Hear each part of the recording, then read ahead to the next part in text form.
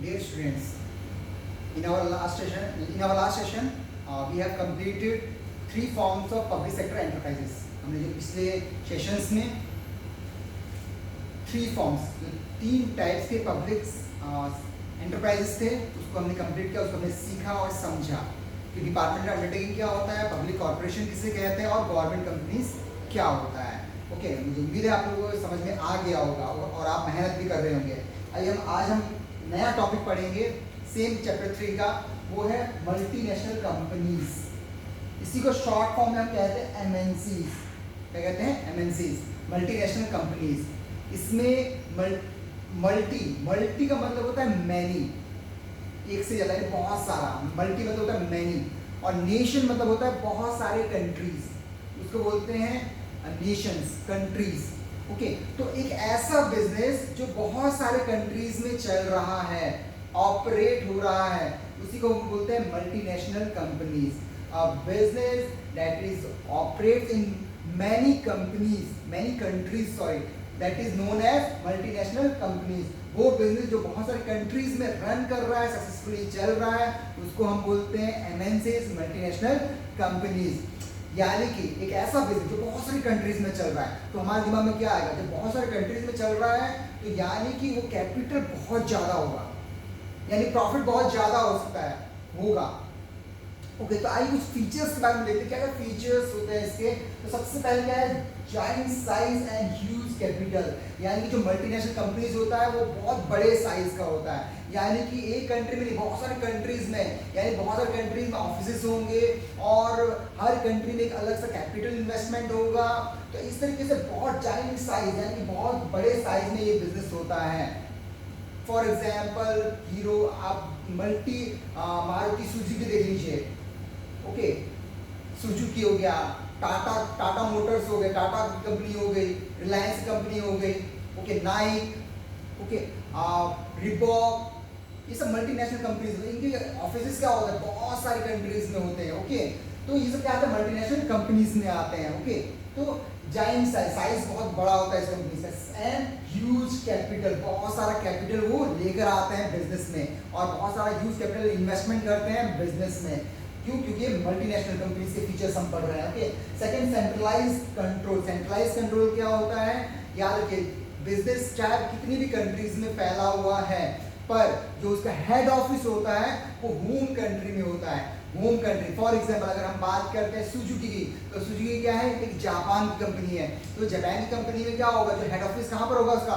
Japan में ही होगा, Japan में होगा. ओके, तो उसको, और सेम अगर हम बात करते हैं रिलायंस इंडस्ट्रीज की, तो वो क्या है? वो भी एक बहुत बड़ी एमएनसीज के रूप में देखा जाता है उसको, और उसका भी हेड ऑफिस क्या होगा? इंडिया में होगा. ओके, तो वो सेंट्रलाइज्ड कंट्रोल मतलब जहां पर हेड ऑफिस होगा, जिस कंट्री में हेड ऑफिस होगा, वहीं से पूरा का पूरा उस बिजनेस को कंट्रोल करेंगे, वही होता है इसका सेंट्रलाइज्ड कंट्रोल. और तीसरा हम पढ़ते हैं एडवांस टेक्नोलॉजी.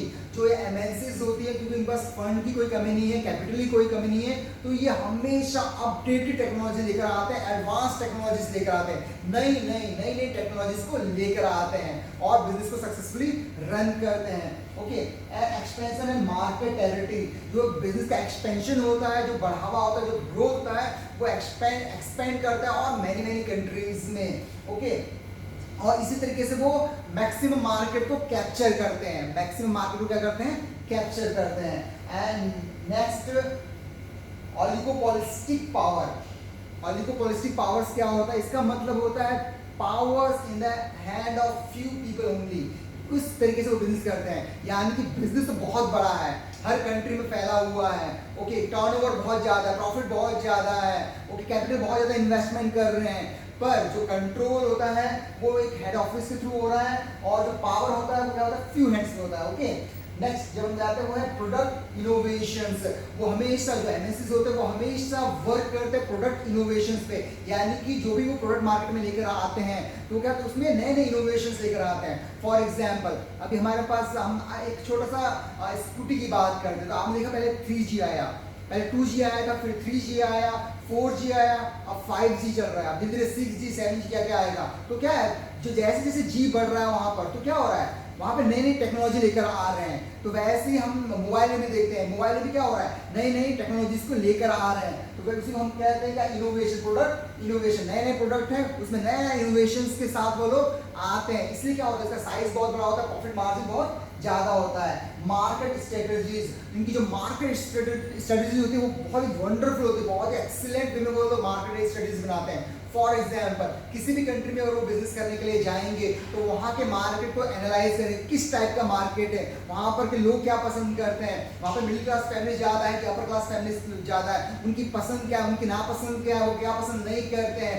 एवरीथिंग एनालाइज करने के बाद वो मार्केट स्ट्रेटजीज को तैयार करते हैं, ताकि जो उनके प्रोडक्ट्स हैं वो इजीली उस मार्केट में क्या हो जाए, सेल हो जाए, और परफेक्ट प्लानिंग के साथ वो मार्केट स्टडीज को लेकर आते हैं। And last that is foreign collaboration. अब वो क्या होता है, फॉरेन कोलैबोरेशन करते हैं, यानी कि दिस कंट्री अलग अलग कंट्रीज के साथ क्या होते हैं, कोलैबोरेशन करते हैं, मिलकर साथ में मिलकर क्या करते हैं, बिजनेस को आगे बढ़ाते हैं, कोलैबोरेशन करते हैं बहुत सारी कंपनीज के साथ में, बहुत सारी कंट्रीज के साथ कोलैबोरेशन करते हैं, ओके, बहुत सारे बिजनेस फर्म्स के साथ कोलैबोरेशन करते हैं, और इस तरीके से वो बिजनेस क्या करते हैं और आगे आगे बढ़ाते हैं। तो हमने क्या सीखा, हमने ये सीखा कि what is multinational. Multinational company किसे कहते हैं, वो कंपनी जो बहुत सारा कैपिटल लेकर आती है, और वो कंपनी जो बहुत सारी कंट्रीज में ऑपरेट करती है, बिजनेस को चलाती है, बिजनेस को, उसको हम बोलते हैं मल्टीनेशनल कंपनीज। तो मुझे लगता है आप समझ गए होंगे कि क्या मल्टीनेशनल कंपनीज क्या होता है और इसके फीचर्स क्या क्या होते हैं। आइए हम अब जल्दी से हम पढ़ेंगे कि जॉइंट वेंचर, जो दूसरा टॉपिक हमारा वो है जॉइंट वेंचर। जॉइंट वेंचर क्या होता है, जहां पर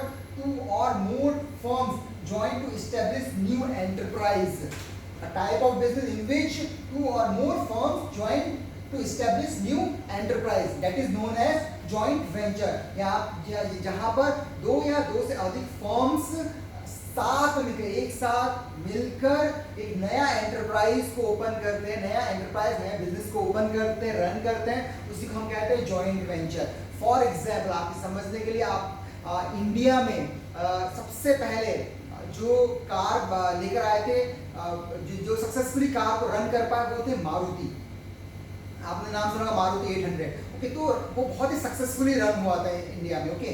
तो जब मारुति धीरे धीरे अपने बिजनेस को फैला रहा था, क्योंकि उसने सबसे पहले एनालाइज किया कि इंडिया में जो रोड है वो पतली है, और यहाँ पर जो लोग है डेंसिटी ज़्यादा है, और इसी वजह से लोग छोटी कार को ज़्यादा पसंद करते हैं। इसलिए उन्होंने किस टाइप का लेकर आए, वो छोटी कार को लेकर आए, ओके।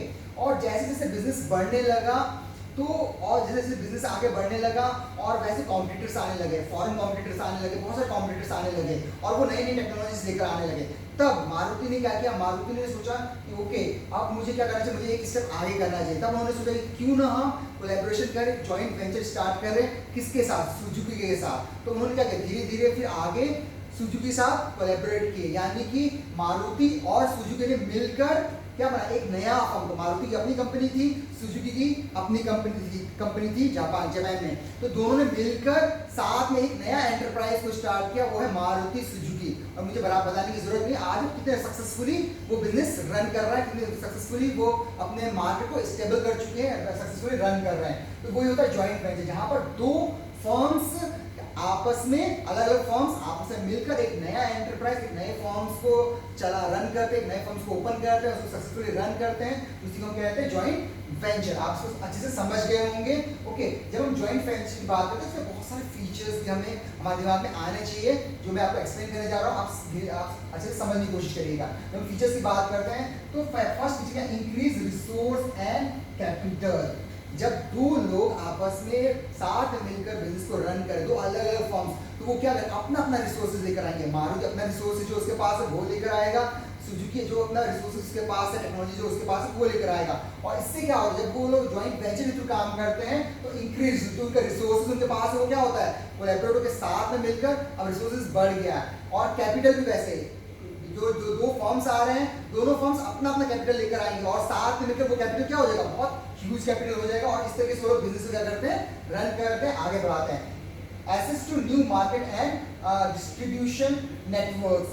तो यहाँ और क्या करते हैं, इस तरीके से क्या करते हैं, धीरे धीरे जो नया मार्केट होता है उसको वो क्या करते हैं, धीरे धीरे एक्सेस करते हैं, उसको कैप्चर करने की कोशिश करते हैं, एंड डिस्ट्रीब्यूट नेटवर्क्स, और धीरे धीरे क्या करते हैं, अपने नेटवर्क को और क्या करते हैं, वो डिस्ट्रीब्यूट करते हैं, फैलाते हैं, और धीरे धीरे क्या होता है, सिर्फ एक कंट्री में नहीं, तो धीरे धीरे अलग अलग कंट्रीज में भी वो धीरे धीरे उस बिजनेस को लेकर रन करते हैं, लेकर आगे जाते हैं। Now next, access to technology, yes, same वही है। जब हम बात करते हैं टेक्नोलॉजी की, तो अब क्या होगा, दोनों फर्म्स अपनी अपनी टेक्नोलॉजीज लेकर आएंगे और कोलैबोरेशन के साथ क्या करेंगे, आगे बढ़ाएंगे। फॉर एग्जांपल, मैंने छोटा सा एग्जांपल बताया था मारुति सुजुकी का। तो सुजुकी के पास क्या था, एक नया नया कुछ एडवांस टेक्नोलॉजीज था, और मारुति के पास क्या था, अपना एक मार्केट था। दोनों ने क्या किया, कोलैबोरेट किया और अपनी और दोनों ने साथ में आके नए टेक्नोलॉजी के साथ बिजनेस को आगे बढ़ाया। दैट इज किसके थ्रू होता है, वो जॉइंट वेंचर के थ्रू नई नई टेक्नोलॉजीज को क्या करते हैं, एक्सेस करते हैं, आगे बढ़ाते हैं। इनोवेशंस, जॉइंट वेंचर थ्रू क्या होगा, वो नए नए इनोवेशंस लेकर आएंगे, नए नए इनोवेशंस लेकर आते हैं, और इस तरीके से वो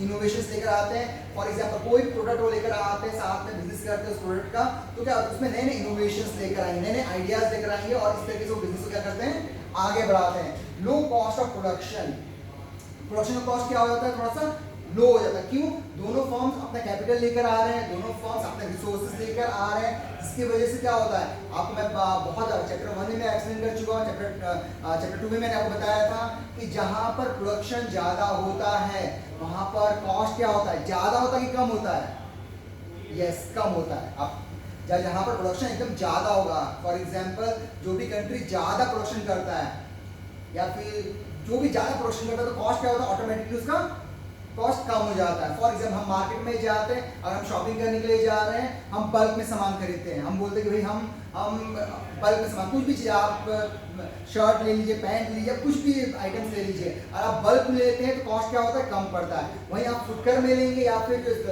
कुछ एक या दो आइटम्स लेंगे तो उसका कॉस्ट कहीं ना कहीं आपको ज़्यादा पड़ता है। तो सेम वही टेक्नोलॉजी अपनाते हैं, दोनों रिसोर्सेज लेकर आ रहे हैं, जिसकी वजह से प्रोडक्शन ज़्यादा करते हैं, और नई टेक्नोलॉजी के साथ करते हैं, एडवांस टेक्नोलॉजी के साथ करते हैं, इनोवेशन के साथ करते हैं, और कॉस्ट क्या हो जाता है, कम हो जाता है। And last, establish brand name, और वो क्या करता है, इसका एक फायदा मिलता है कि एक ब्रांड नेम इस्टेब्लिश हो जाता है। जो मैंने छोटा सा एग्जांपल दिया आपको, मारुति सुजुकी, वो क्या है, ब्रांड बन चुका है। तो इस तरीके से क्या होता है, ब्रांड नेम का इनोवेशन इस्टेब्लिश हो जाता है, किसके थ्रू, जॉइंट वेंचर के थ्रू। तो जो आज हमने क्या पढ़ा, मतलब एमएनसीज और जॉइंट वेंचर्स को आप समझिए, सीखिए अच्छे से और आगे बढ़िए।